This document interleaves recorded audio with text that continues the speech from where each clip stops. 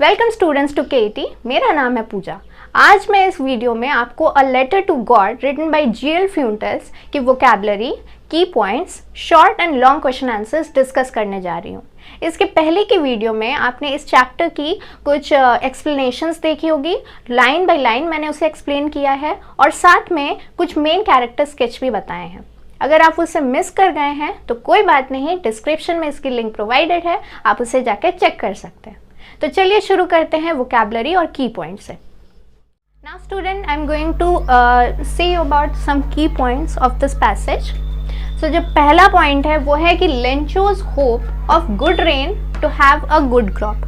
यहाँ पे मैंने जो पॉइंट्स लिखे हैं इनके साथ मैंने कुछ पॉइंट्स अंडरलाइन भी किए हैं। इसमें और क्लियरली आपको जो हाइलाइट्स है वो भी कुछ और इम्पॉर्टेंट पॉइंट्स बताएंगे। तो लेंचो ने ये उम्मीद लगाई थी कि बहुत अच्छी मतलब वर्षा होगी, मूसलाधार वर्षा होगी और वो है गुड रेन, ताकि उसके जो क्रॉप्स हैं वो काफ़ी अच्छे से ग्रो करें और वो मार्केट जाके उन्हें बेच सके।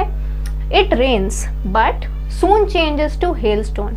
पानी तो बरसता है लेकिन उसके साथ ही अचानक से वो हेलस्टोन में कन्वर्ट हो जाता है, मतलब बहुत ज़्यादा तूफानी हो जाता है और हेलस्टोन्स गिरने लगती हैं। Lencho has firm faith in God. Lencho की उम्मीद भगवान के तरफ बहुत ज़्यादा थी।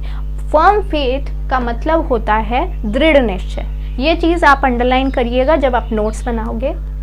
Lencho's writes a letter to God to help him. Lencho भगवान को एक चिट्ठी लिखता है और ये वो क्या, यहाँ पर मैंने राइट्स को अंडरलाइन किया है, लेटर टू गॉड अंडरलाइन किया है। इसका मतलब ये है कि इस पॉइंट में बेसिकली वो क्या दर्शा रहा है, कुछ लिख रहा है भगवान को, जो कि आपको और अच्छे से समझा रहा है कि ये पॉइंट कहना चाहती है कि लेंचो ने भगवान को एक चिट्ठी लिखा। उसने चिट्ठी क्यों लिखा? He demands for 100 pesos. वो भगवान से 100 पेसोस की डिमांड करता है। The employees and postmaster laughed at Lencho's letter. तो जो पोस्टमास्टर होते हैं और जो अदर एम्प्लॉयज होते हैं, जब वो लेंचो की चिट्ठी पढ़ते हैं तो वो क्या करते हैं, हंसने लगते हैं। They collected 70 pesos which they gave to Lencho.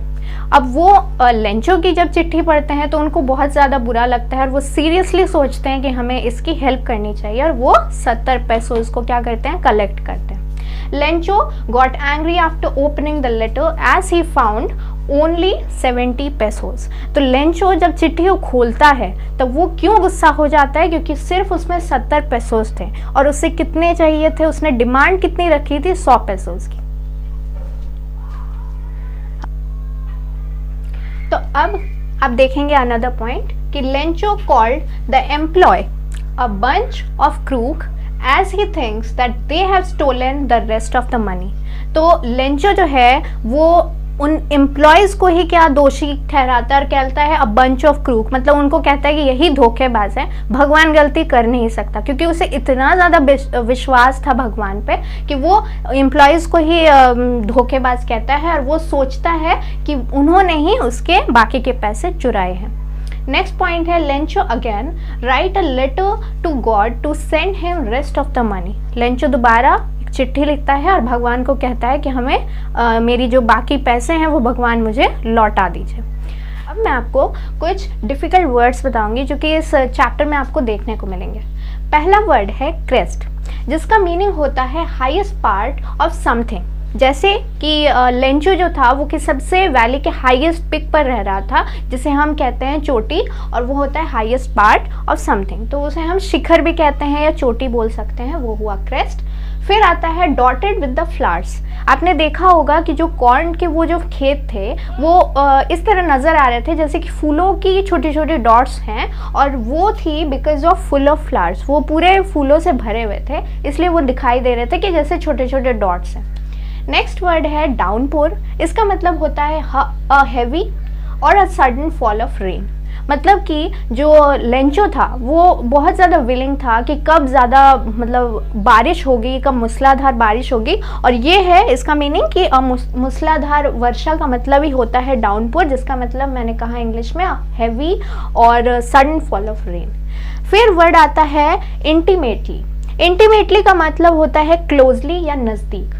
Lencho के लिए उसकी जो बगीचे थे, उसका वो जो खेत था, वो उसका नज़दीकी एक विश्वासु फ्रेंडली एक टाइप का उसके लिए फीलिंग था, क्योंकि वही मतलब उसको अपनी रोज़ी रोटी कमाने में हेल्प कर रहा था।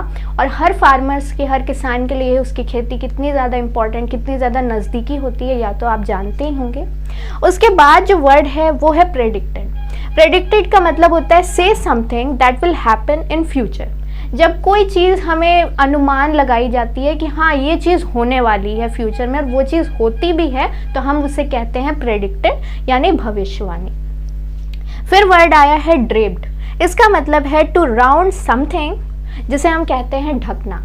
यहाँ पर जो स्टोरी है उसमें एक पैसेज आया था, उसमें ये लाइन लिखी हुई थी कि जब बारिश होती है तो पूरे जो खेत होते हैं जिनमें फूल उगे रहते हैं, वो एक कर्टन से, मतलब जो पानी गिरता है वो एक कर्टन की तरह नज़र आता है, जो कि उस पूरे बगीचे को ड्रेप किया रहता है, मतलब उसको ढक देता है। जैसे हम कहते हैं कि पर्दे से किसी चीज़ को ढकना, तो वही वो वर्ड था कि ड्रेप्ड लाइक अ कर्टन।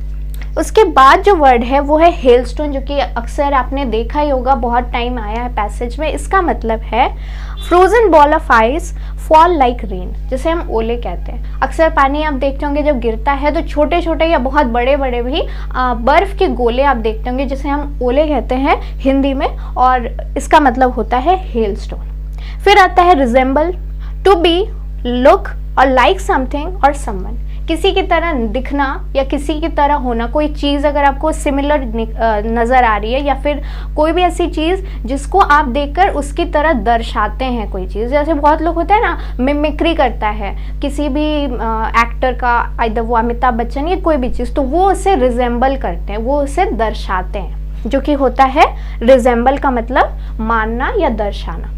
फिर आता है वर्ड एक्सपोजिंग, जिसका मतलब होता है to show something that is usually hidden.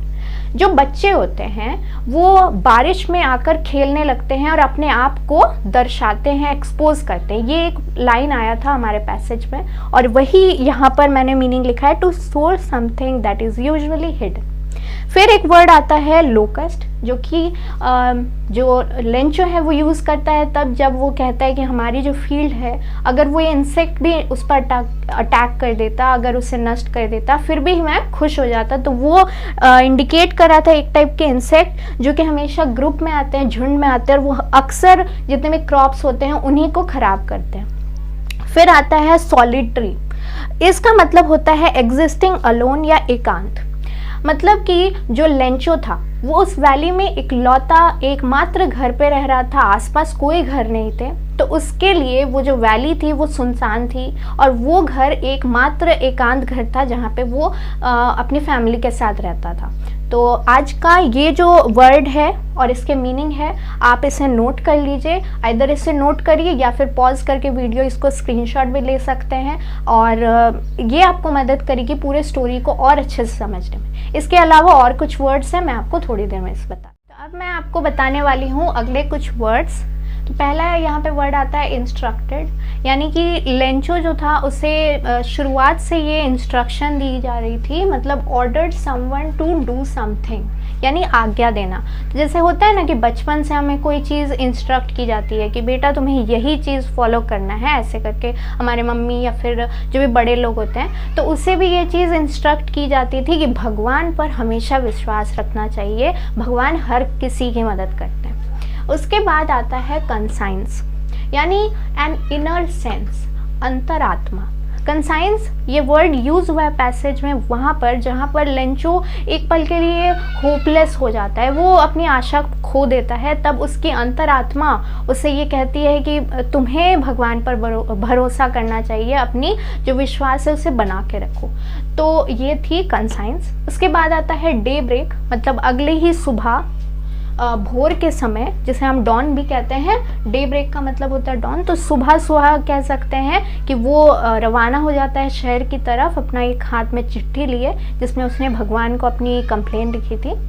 और फिर आता है पेसो। जैसे उसने चिट्ठी में 100 पेसोज की डिमांड की थी। तो पेसो एक लैटिन अमेरिकन करेंसी होता है। तो ये आप जब देखते होंगे कि पूरे लेटर में वो क्या क्या लिख रहा होता है, तो उसमें 100 पेसोज जो था उसका मतलब यही है कि an American Latin American currency. फिर आता है शो। तो वो डिमांड क्यों करता है 100 पेसोज की? इसलिए करता है क्योंकि वो 100 पेसोज से वो कुछ बीज खरीदेगा जो कि वो शो करता है, यानी to plant the seeds of a crop, यानी कि बीज वो रोपता है। तो वो क्या करता है, बोलता है भगवान को कि मुझे 100 पेसोज चाहिए ताकि मैं कुछ बीज खरीदूंगा और इसे मैं अपने खेतों पर रोपूंगा, और जब तक ये फिर ग्रो नहीं कर जाती तब तक मैं अपनी वो 100 पेसोज से गुजारा कर सकूं, इतना मुझे आप भगवान जी दीजिए। तो वही होता है सो। फिर आता है हर्टली। ये वर्ड तब यूज़ हुआ था पैसेज में जब पोस्टमास्टर और जो अदर एम्प्लॉयज़ थे उन्होंने लेंचो की वो चिट्ठी पढ़ी और वो ठहाके लेकर हंसने लगते हैं। 2 पल के लिए ये सोचते हैं कि कितना भोला भाला इंसान है जो भगवान से मतलब ऐसे लिख रहा है लेटर उनके लिए। तो यही था हर्टली, जिसका मतलब होता है लाउडली, यानी दिल से हंसना। दिल खोल के हम किसी चीज़ को सुनते हैं और हंस पड़ते हैं, वही होता है लाउडली, और हर्टली का मतलब यही है। फिर आता है एमिएबल। ये वर्ड मैंने कई बार आपको जब पैसेज समझा रही थी तभी बताई है कि एमिएबल मतलब होता है फ्रेंडली और प्लेजेंट मैनर, यानी कोई भी इंसान जो एमिएबल साउंड करता है यानी कि वो बहुत ज़्यादा सुशील होता है, काफ़ी ज़्यादा लोगों से अच्छी तरह से मैनर्ड वे में बात करता है, फ्रेंडली वे में बात करता है, उसे हम कहते हैं एमिएबल। फिर आता है करस्पॉन्डेंस, जिसका मतलब होता है टू रिसीव और सेंड लेटर्स। पत्र व्यवहार, किसी को हम पत्र के थ्रू कुछ मैसेज भेजते हैं तो उसे हम क्या कहते हैं, करस्पॉन्डेंस, वो भी गुड मैनर में। फिर आता है रिजोल्यूशन। आपने कई बार सुना होगा, जैसे लोग कहते हैं कि मुझे आज न्यू ईयर का रिजोल्यूशन लेना है। रिजोल्यूशन एक ऐसी दृढ़ निश्चय होती है, अ फर्म डिसीजन जो कि हम लेते हैं टू डू और नॉट टू डू समथिंग। इस चीज़ को हम कहते हैं कि we are going to take a resolution, आज से हम कुछ ऐसा करेंगे जो कि किसी ने नहीं किया, और वो दृढ़ निश्चय है, वही होता है रिजोल्यूशन। जैसे हम कहते हैं ग्रीन रिजोल्यूशन, वो रिजोल्यूशन था और उससे कई सारे जगहों पर कई मतलब बेनिफिट्स हुए कई सारे, तो वैसे ही रिजोल्यूशन का मतलब है to do something that is very firm, बहुत दृढ़। उसके बाद आता है एविडेंट। एविडेंट का मतलब है क्लियरली सीन, यानी स्पष्ट। तो एविडेंट का मतलब जब वो लेटर को खोलते हैं पोस्टमास्टर देखने के लिए कि आखिर उस इंसान ने, उस राइटर ने क्या लिखा है अंदर, तो वो चीज़ काफ़ी स्पष्ट हो जाती है, काफ़ी एविडेंट थी कि वो राइटर पैसों की डिमांड कर रहा था, और वो जो हंस रहे होते हैं लेंचो पर कि वो भगवान को वो लेटर लिखा था, वो थोड़े से सीरियस हो जाते हैं। उसके बाद आता है चैरिटी। आप तो जानते ही हैं कि पोस्टमास्टर और बाकी एम्प्लॉयज़ जो हैं वो किस तरीके से अपनी मनी थोड़े थोड़े कलेक्ट करते हैं ताकि वो लेंचो की हेल्प कर सकें। तो वही वो चैरिटी करते हैं। वो क्या करते हैं, help of money for needy person, यानी योगदान वो लेते हैं। उसके बाद आता है कंटेंटमेंट। इस वर्ड का मीनिंग है अ स्टेट ऑफ सेटिस्फैक्शन, यानी कि संतोष। तो जब लेंचो अपनी लेटर को रिसीव करता है, पोस्टमैन उसे देता है, तो लेंचो की जो शक्ल होती है वो बहुत ज़्यादा मतलब ऐसा लगता है जैसे वो सेटिस्फाइड हो गया, उसे मतलब ये चीज़ पता ही था कि भगवान उसे ज़रूर रिप्लाई करेंगे। तो वही है कंटेंटमेंट, मतलब अ स्टेट ऑफ सेटिस्फैक्शन, उसे काफ़ी ज़्यादा संतोष होता है। फिर आता है अफिक्स्ड। जब लेंचो दोबारा पोस्ट ऑफिस में चिट्ठी और पेन मांगता है और उसमें लिखता है कुछ मैसेज, उसके बाद वो एक स्टैम्प लेता है और उसे फिक्स कर देता है, और इसी चीज़ को वो कहा गया है अफिक्स्ड। इसका मतलब होता है किसी चीज़ को हम अटैच करते हैं, अटैच्ड टू समथिंग, किसी चीज़ को चिपकाना या अटैच करना होता है अफिक्स्ड, मतलब परमानेंटली वो फिक्स हो गया, इसलिए है अफिक्स्ड। उसके बाद वर्ड है bunch of crooks. Bunch of crook सबसे लास्ट में ये दर्शाने के लिए यूज़ किया गया है कि वहाँ पर लेंचो उन सारे एम्प्लॉयज़ को बंच ऑफ क्रूक्स कह रहा था। इसका मतलब है कि वो उन्हें डिसऑनेस्ट कह रहा था, धोखेबाज कह रहा था। उसने पैसे गिने, वो कितने निकले, सिर्फ 70 पैसे। अब वो सोचता है भगवान तो ऐसा करेंगे नहीं, ये तो ज़रूर इन धोखेबाजों का एक काम है, उन्होंने हम मेरे पैसे ले लिए होंगे, और वो उन्हें क्या कहता है, क्रूक्स कहता है, यानी धोखेबाज कहता है, डिसऑनेस्ट। नाउ स्टूडेंट्स, मैं आपको इस चैप्टर के शॉर्ट आंसर क्वेश्चंस बता रही हूँ। पहला क्वेश्चन ये कहता है what did Lencho hope for. Lencho was eagerly waiting for a good rain to have a good harvest so he could earn money for his family. Lencho जो था काफ़ी दिनों से बारिश के इंतज़ार में था, ईगरली वेटिंग कर रहा था एक गुड रेन की, ताकि वो अपनी जो फसलें हैं वो अच्छी हो जाए उस पानी से और वो उन फसलों को बेचकर पैसे कमा सके अपने फैमिली के लिए। नेक्स्ट क्वेश्चन ये कहता है why was Lencho upset. Lencho upset क्यों था।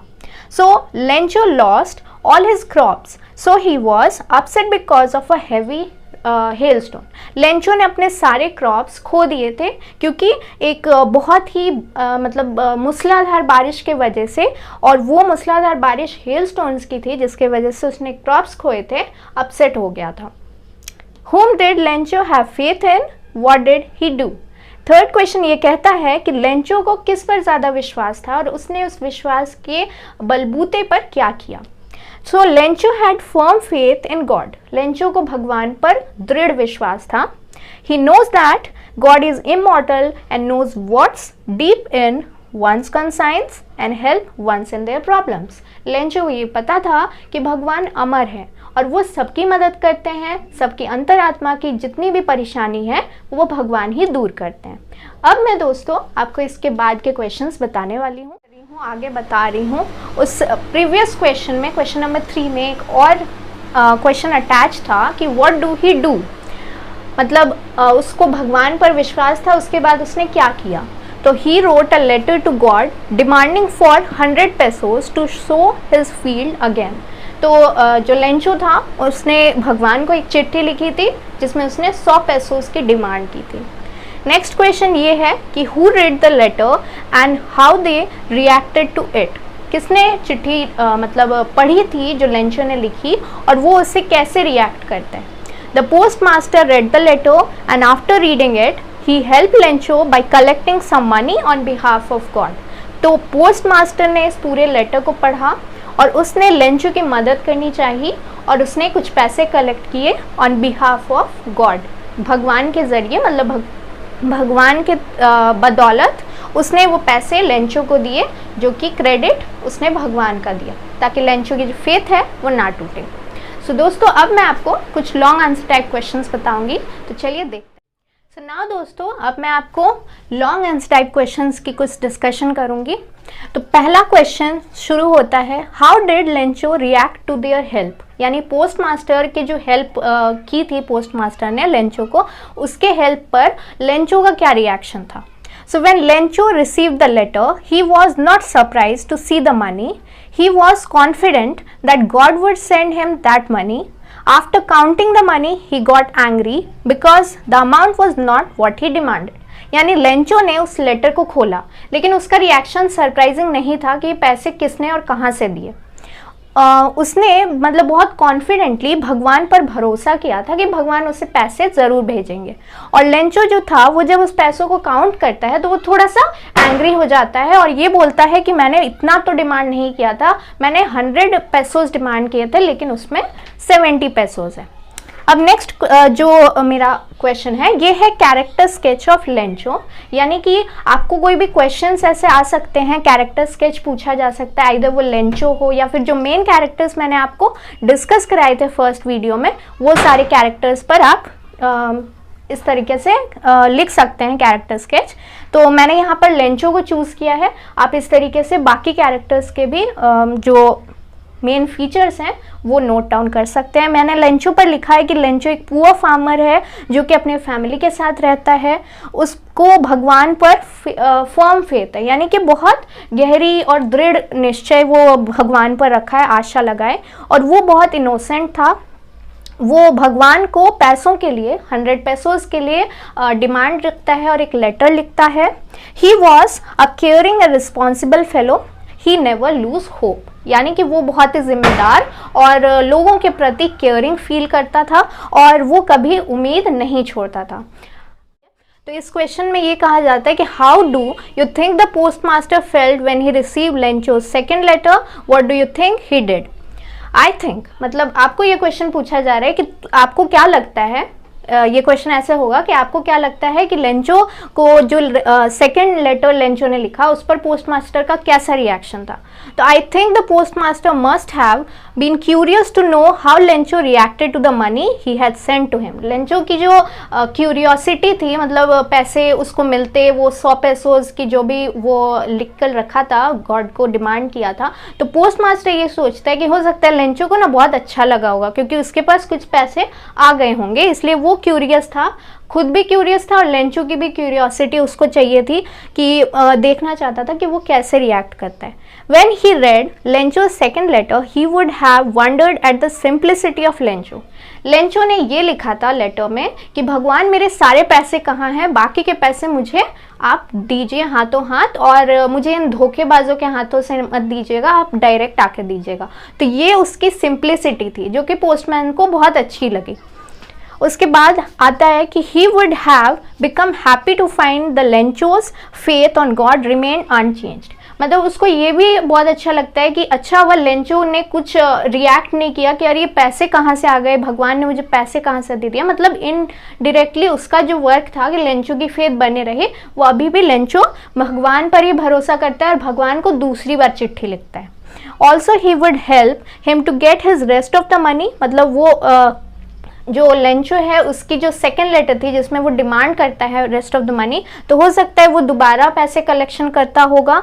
ही would have requested again for some charity to his employees and other friends and must have send the money to Lencho to keep Lencho's faith on God alive. मतलब वो जो rest of the money है वो Lencho की help करने के लिए बाकी एम्प्लॉयज से मांगता होगा और लेंचो को फिर वो लेटर के थ्रू वो पैसे देता होगा, ताकि जो लेंचो ने रिक्वेस्ट किया था इन द सेकेंड लेटर कि मुझे पैसे चाहिए वो फिर बनी रहे और लेंचो अभी भी अपने विश्वास को बनाए रखे। मतलब लेंचो की जो फेथ है ऑन गॉड वो रिमेन रहे, अलाइव रहे। तो इस तरीके से आप अपने जितने भी नोट्स हैं वो बना सकते हैं। और मैं आपके लिए नेक्स्ट वीडियो में एक 5 मार्क्स की क्वेश्चन की वीडियो मतलब नोट्स लेकर आऊँगी नेक्स्ट वीडियो में, तो उससे आपको और ज़्यादा हेल्प मिलेगी कि जितने भी आप एग्ज़ाम्स में क्वेश्चन होंगे और जितने भी टाइप्स के डिफरेंट क्वेश्चन आप हैंडल कर सकते हैं। सो दोस्तों, अगर आपको मेरी ये एक्सप्लेनेशन पसंद आई हो तो आप मुझे कमेंट सेक्शन में ज़रूर बताएं, और अगर आपके अंदर कोई भी डाउट्स हो रिलेटेड टू द एक्सप्लेनेशन और कुछ भी बुक से आपको रिलेटेड डाउट हो तो मैं हमेशा आपके साथ हूँ आपकी हेल्प करने के लिए। और इसके साथ ही मैं आपसे अलविदा कहती हूँ। अगले वीडियो में मैं आपके लिए ढेर सारे अलग अलग फीचर्स और ढेर सारे अलग इन्फॉर्मेशन लेकर आऊँगी। तब तक के लिए stay tuned to KET and thank you for watching. Bye bye.